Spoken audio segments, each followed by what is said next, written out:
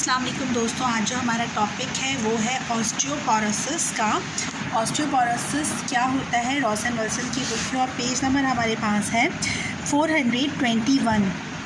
तो हम पूरा पेज स्टडी नहीं करें, आज सिर्फ और सिर्फ ऑस्टियोपोरोसिस को देखेंगे और डिटेल में स्टडी करेंगे। इसकी टाइप्स भी मैंने डिफरेंट जो है वो लिख कर रखी हैं या नोट्स बना कर रखे हैं। तो ऑस्टियोपोरोसिस क्या है, बेसिकली जो बोन्स होती हैं, चाहे वो मेल हो या फीमेल हो, दोनों में कॉमन बीमारी है ये, लेकिन फ़ीमेल में ये बीमारी ज़्यादा होती है।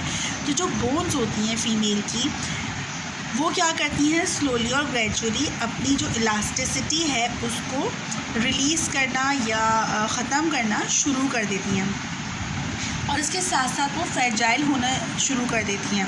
उसकी जो डेंसिटी होती है बोन्स की, एक डेंसिटी होती है जिसकी वजह से बोन क्या होती है, रिजिड स्ट्रक्चर की होती है, तो ये डेंसिटी भी डिक्रीज़ होना शुरू कर देती है, जिसकी वजह से जो बोन फ्रैक्चर होता है उसके चांसेस बढ़ जाते हैं। और जो रिजिडिटी है कम होने की वजह से क्या होता है कि जो हाइट होती है, जो पेशेंट होगा, जो ऑस्टियोपोरोसिस का पेशेंट होगा, वो थोड़ा झुका हुआ, जो उसकी एक्चुअल हाइट होती है वो डिक्रीज़ कर जाती है। और इससे क्या होता है कि आप जो जनरल मूवमेंट्स, आपकी जनरल वर्क हैं, वो आप प्रॉपर्ली जो है वो अंजाम नहीं दे सकते। तो ये कुछ इस तरह की बीमारी है जो असर किस पे करती है, आपकी बोन्स पे असर करती है। It is in this condition bone density, the amount of the bone tissues is reduced. कम हो जाते हैं अमाउंट, जो टिश्यूज़ हैं वो बोन्स के कम होने लग जाते हैं।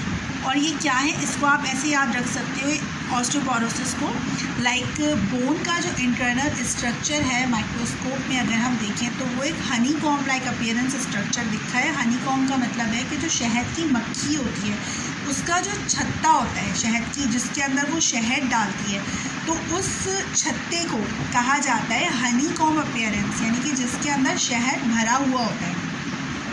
तो जो हमारी बोन्स होती हैं, इंटरनल स्ट्रक्चर अगर हम देखें बोन्स का, तो उसके अंदर जो है वो एक पोरस स्ट्रक्चर होता है, बिल्कुल एज इट इज़ दिखता है, जैसे कि वो हनी कॉम्ब अपीयरेंस दिखता है। तो क्या होगा कि हमारी बोन्स के अंदर बहुत ही छोटे छोटे पोर्स पाए जाते हैं, जो एज गुजरने के साथ या ऑस्टियोपोरोसिस की बीमारी के अंदर वो जो सुराख या पोर्स होते हैं वो बढ़ जाते हैं, खुल जाते हैं, जिसकी वजह से बोन की डेंसिटी कम हो जाती है और वो पोरस हो जाती है।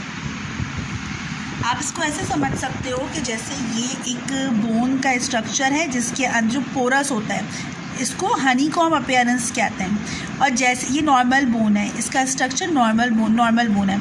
अब क्या होगा कि यही स्ट्रक्चर अगर ये ऑस्टियोपोरोसिस का है, तो जो उसके इंटरनल पोर्स हैं वो उसका जो है वॉल्यूम वो बढ़ जाएगा, जिसकी वजह से इसमें पोर्स की जो अमाउंट है वो ज़्यादा हो जाएगी और ये बोन ओवरऑल पोरस हो जाएगी।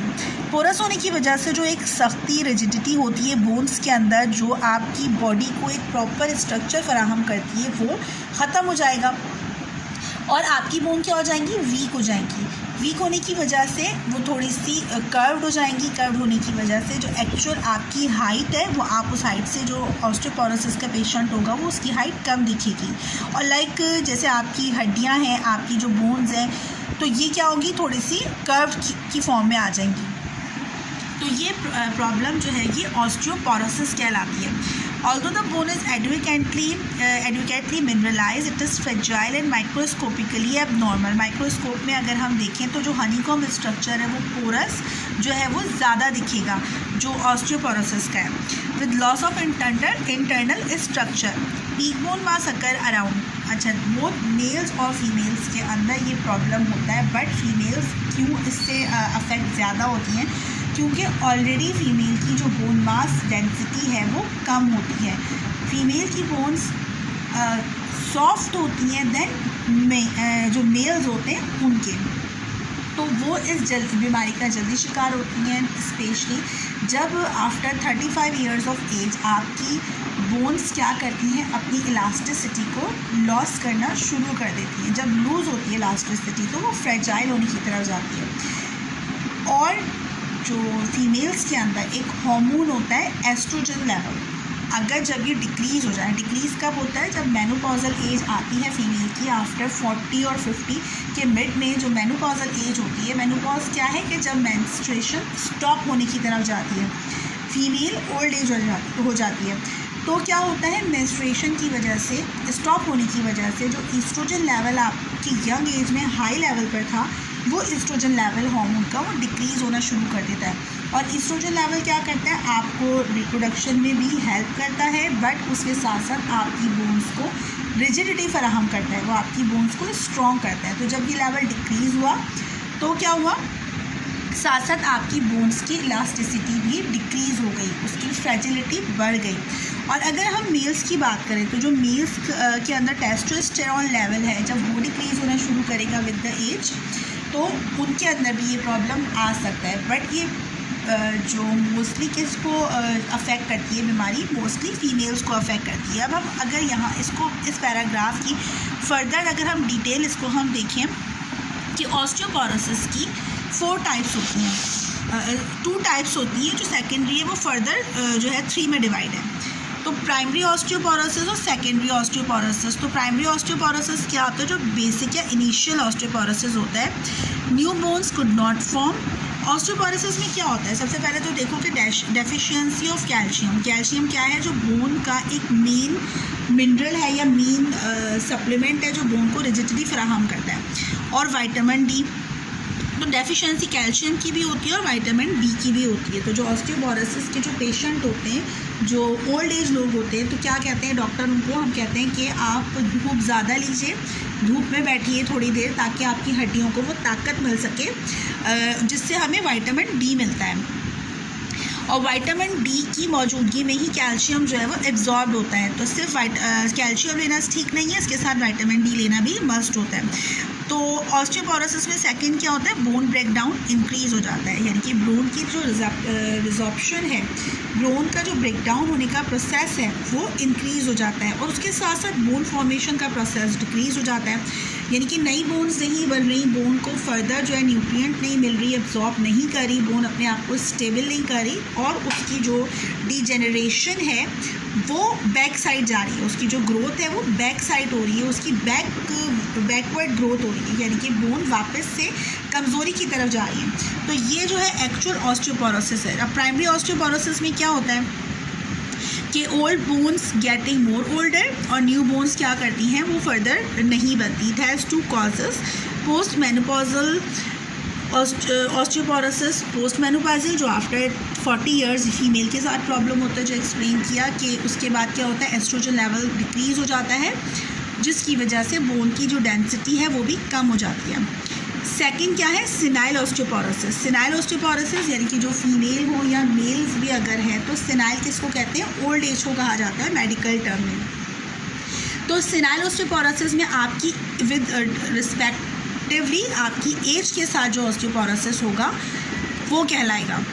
इट रिलेट विद टेस्टोस्टेरोन, यहाँ पे मेल्स का जिक्र हो रहा है। सेकेंडरी ऑस्टियोपोरोसिस में क्या होता है कि इसकी 3 टाइप्स हैं। क्रॉनिक लिवर डिजीज़ हो सकती है, लाइक सिरोसिस ऑफ लिवर है, इसमें आपकी बोन की डेंसिटी कम हो जाती है, क्योंकि आपका लिवर क्या करता है, विटामिन डी को एब्जॉर्ब नहीं करता, डिक्रीज लेवल हो जाता है। और जब विटामिन डी नहीं होगा तो कैल्शियम की एब्जॉर्प्शन नहीं होगी, और जब कैल्शियम की एब्जॉर्प्शन नहीं होगी तो फिर आपकी बोन्स वीक होना शुरू कर देंगी। तो ये वो प्रोसेस है कि ये प्रॉब्लम इनडायरेक्टली ऑस्टियोपोरोसिस की तरफ जाता है। ये रीज़न नहीं है, लेकिन जो सिरोसिस है उसकी वजह से बोन्स की एब्जॉर्प्शन ही नहीं हो रही है आपकी बॉडी के अंदर, और बोन्स वीक होना शुरू कर देंगे। तो cirrhosis of liver is indirectly proportional to osteoporosis.